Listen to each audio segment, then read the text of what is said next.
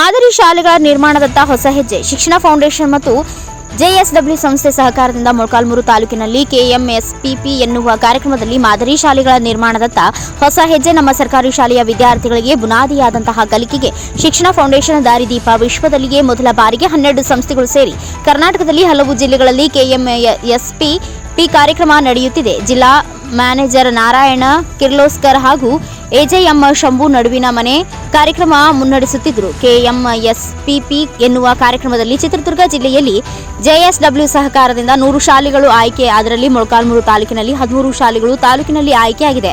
ಈ ವರ್ಷ 10 ಪ್ರಾಥಮಿಕ ಶಾಲೆಗಳು, 1 ಜಿಸಿ ಕಾಲೇಜ್, ಎಂಎಲ್ಕೆ ಎಫ್ಎಲ್ಎನ್ ಅಭ್ಯಾಸ ಪುಸ್ತಕಗಳು ಸರ್ಕಾರಿ ಶಾಲೆಗಳಿಗೆ ವರದಾನ ಎಂದು ಬಿಒ ನಿರ್ಮಲಾ ಅಭಿಪ್ರಾಯ. ಸೋಮವಾರ ಎಫ್ಎಲ್ಎನ್ ಅಭ್ಯಾಸ ಪುಸ್ತಕ ವಿತರಣೆ ಮಾಡುವುದರ ಮೂಲಕ ಹೇಳಿದರು.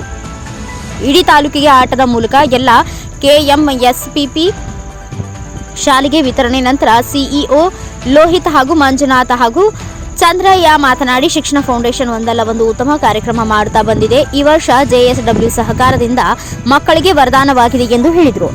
Harish, NKS TV 4 news, Nayakanahatti.